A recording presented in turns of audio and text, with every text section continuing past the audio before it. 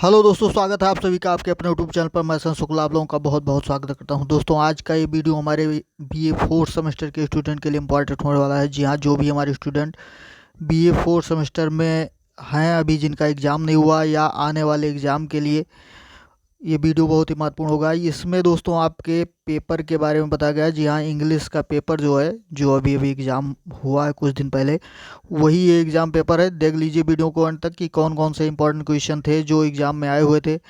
यही क्वेश्चन आपके एग्ज़ाम में भी रिपीट हो सकते हैं या इनमें से बहुत ज़्यादा क्वेश्चन आपके एग्ज़ाम में आ सकते हैं। तो वीडियो को अंत तक जरूर देखिए, इंपॉर्टेंट क्वेश्चन आपके लिए इस वीडियो में दिखाया गया है। तो आइए देखते हैं, वीडियो को शुरू करते हैं। उससे पहले दोस्तों, जो भी हमारे स्टूडेंट चैनल को सब्सक्राइब नहीं किए हैं, सब्सक्राइब करके बेल आइकन प्रेस कर दें ताकि वीडियो की इंपॉर्टेंट नोटिफिकेशन मिलती रहे। वीडियो को शुरू करते हैं। बीए फर्स्ट सेमेस्टर, यहाँ पर बीए फोर्थ सेमेस्टर दिया गया है। एग्जामिनेशन आपका 2023 जो अभी एग्ज़ाम हुआ है, राष्ट्रीय शिक्षा नीति के अनुसार, यानी 2020 की जो शिक्षा नीति लागू हुई थी, यानी पीयूसी के अनुसार ये पेपर है। इंग्लिश सब्जेक्ट आपका है, मेजर पेपर है। इंडियन लिटरेचर इन ट्रांसलेशन इस पेपर का नाम है दोस्तों, शीर्षक है। पेपर कोड आपका दिया जा रहा है। उसके बाद आपका आगे देखते हैं कि क्या चीज़ था इसमें, मेन चीज़ देखते हैं क्वेश्चन। सबसे पहले यहाँ नोट पढ़ना रहता है दोस्तों। हर पेपर में आपको नोट पढ़ने के बाद ही आगे सॉल्व करना है। तो नोट देख लीजिए। Attempt question from all 3 section A B and C. जी हाँ, तीनों सेक्शन से आपको क्वेश्चन करने हैं। बी सी से पेपर यानी 3 सेक्शन में डिवाइड है। दूसरा जो नोटिफिकेशन है वो क्या है, यहाँ पर नोट दिया गया है कि each part of the question इस सेक्शन ए इज कंपलसरी, यानी सेक्शन ए के सारे क्वेश्चन जो हैं कंपलसरी हैं and should be answered about 50 words, और उनका आंसर 50 शब्दों में होना चाहिए। देखते हैं अगला। Attempt any 4 question from section B, यानी 4 क्वेश्चन केवल सेक्शन बी से करने हैं। नोटिफिकेशन सब सेक्शन का पहले ही दिया जा रहा है दोस्तों, देख लीजिए। And each of these should be आप 200 वर्ड्स, यानी प्रत्येक 200 शब्दों के अंतर्गत होना चाहिए। यानी सेक्शन ए से सारे क्वेश्चन, सेक्शन बी से 4 क्वेश्चन, और सेक्शन सी से आपको कितने क्वेश्चन करने हैं ये भी देख लीजिए। Attempt any 2 question from section C should be आप 500 वर्ड्स ईच, यानी जिसका आंसर जो है 500 शब्दों के अंतर्गत होना चाहिए। केवल 2 प्रश्न इस सेक्शन से करने हैं, यानी लॉन्ग आंसर। अब देखते हैं इंपॉर्टेंट क्वेश्चन कौन सा आया हुआ था। सेक्शन ये देखते हैं दोस्तों, सेक्शन ये में क्या आया हुआ था, यहाँ देख लीजिए फटाफट। सेक्शन ये में क्वेश्चन नंबर 1 के अंतर्गत ये पहला खंड आपका है, what is the difference between literal and free translation. जी हाँ, लिटरल और फ्री ट्रांसलेशन के बीच में क्या डिफरेंस है, क्या अंतर है दोस्तों, ये क्वेश्चन आपको वीडियो में मिल जाएगा आंसर में, आप देख लीजिए। इसका आंसर दिया गया है। नेक्स्ट क्वेश्चन आया था, एक्सप्लेन ट्रांसक्रिएशन। जी हाँ, ट्रांसक्रिएशन को एक्सप्लेन करना है। इंपॉर्टेंट क्वेश्चन ये भी है दोस्तों। अगला क्वेश्चन आया था, what is the meaning of the word Maya in Aansu by Jaishankar Prasad. जी हाँ, जयशंकर प्रसाद की जो हिंदी रचना आंसू है, आंसू का ट्रांसलेशन वर्जन जो है आपके कोर्स में जो है सम्मिलित है। तो इसमें माया शब्द जो है इसकी क्या मीनिंग है ये आपको बताना था। इंपॉर्टेंट क्वेश्चन है दोस्तों। नेक्स्ट क्वेश्चन, हाउ डिड पूरो फाइंड आउट अबाउट लज्जोज डिसअपेरेंस। जी हाँ, पूरो लज्जो के डिसअपेरेंस, यानी लज्जो मतलब जो गायब हो जाती है या अपहृत हो जाती है। आप जानते हैं कि ये अगर आपने पढ़ा होगा, जो आपका ये पिंजर जो आपका चैप्टर है उसी से लिया गया है क्वेश्चन दोस्तों। तो पूरो किस तरह उसको पाती है या उसके बारे में पता लगाती है, उसके अपहरण के बारे में। Next question, give a short note on problem faced by tribal women. जी हाँ, ट्रीबल जो आदिवासी औरतें थी वो किस तरह की प्रॉब्लम को फेस करती हैं, समस्याओं का सामना करती हैं, ये आप इस पर आपको एक शॉर्ट नोट लिखना था। इंपॉर्टेंट क्वेश्चन था।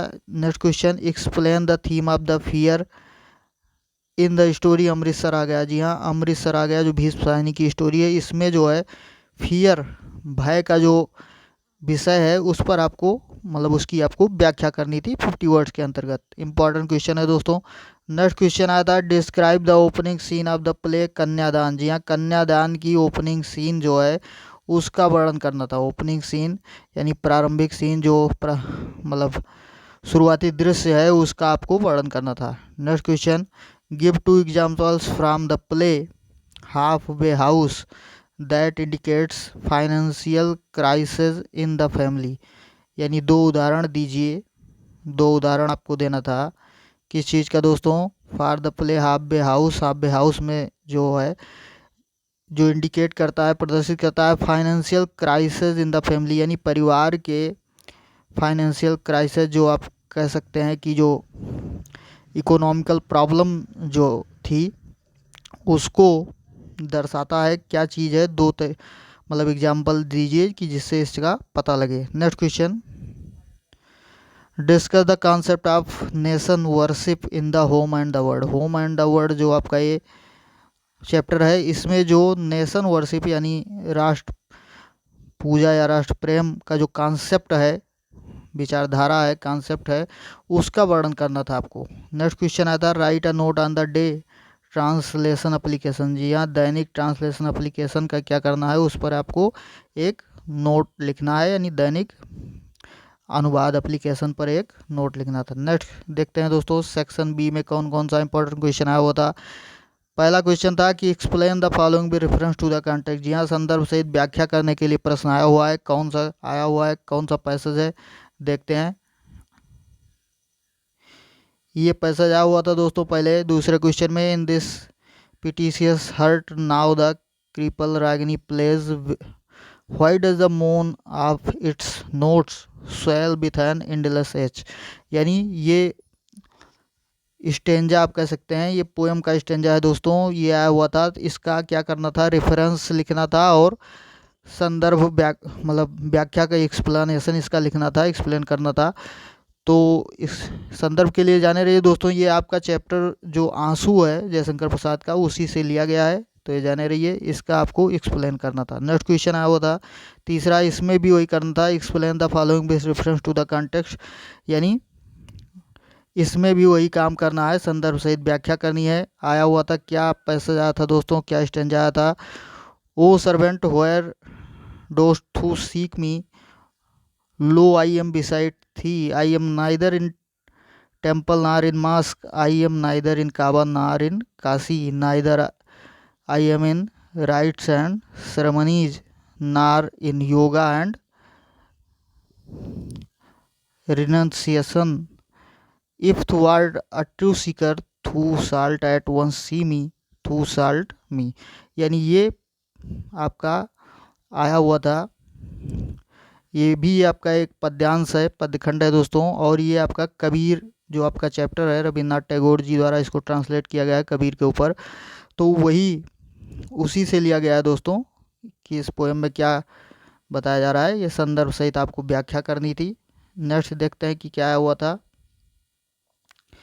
Translate there, translate the following from English to Hindi, यानी अंग्रेजी से हिंदी में अनुवाद करना था। नीचे लिखे गए जो आपका जो स्टेंजा है उसका अंग्रेजी से हिंदी में अनुवाद करना है। इंपॉर्टेंट क्वेश्चन आया हुआ था, breathless three the man there the man with soul so dead who never to himself has said this is my own my native land, यानी इसी का आपको ट्रांसलेशन करना था हिंदी में। तो ये भी इम्पॉर्टेंट है, एक क्वेश्चन जरूर आएगा आपका ट्रांसलेशन करने के लिए, एक या दो क्वेश्चन भी आ सकते हैं, यानी अंग्रेजी से हिंदी या हिंदी में अंग्रेजी, इस तरह से भी आ सकते हैं। तो ये उसी का पूरा पार्ट है। उसके बाद देखते हैं कि और कौन सा इंपॉर्टेंट क्वेश्चन आया था जिसको आपको करना था। इस सेक्शन से दोस्तों 4 क्वेश्चन आपको करने हैं, पहले ही नोट में बताया गया। उसके बाद देखते हैं क्वेश्चन नंबर 5 क्या आता है, critically analyse half Bay house. जी हाँ, हाफ बे हाउस जो आपका चैप्टर है, जिसको आधे अधूरे के नाम से भी आप जानते हैं, इसकी आपको आलोचनात्मक विश्लेषण इसका करना था। ये इंपॉर्टेंट, वेरी इंपॉर्टेंट क्वेश्चन है दोस्तों, इसको जरूर याद रखिएगा, वेरी इंपॉर्टेंट क्वेश्चन है ये।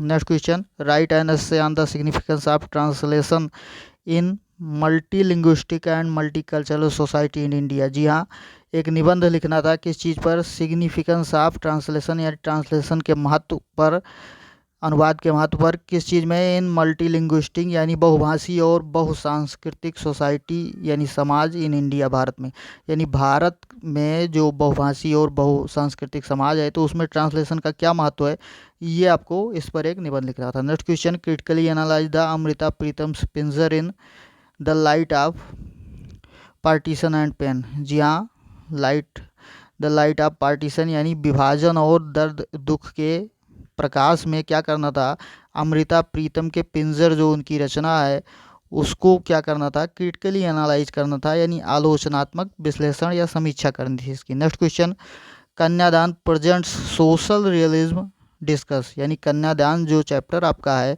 ये क्या करता है, ये सामाजिक यथार्थवाद को प्रस्तुत करता है, इस पर आपको डिस्कस करना था। नेक्स्ट क्वेश्चन, सेक्शन सी यानी लॉन्ग आंसर है दोस्तों, 2 ही क्वेश्चन करने थे, पहले ही निर्देश आपने देख लिया है कितने क्वेश्चन करने थे।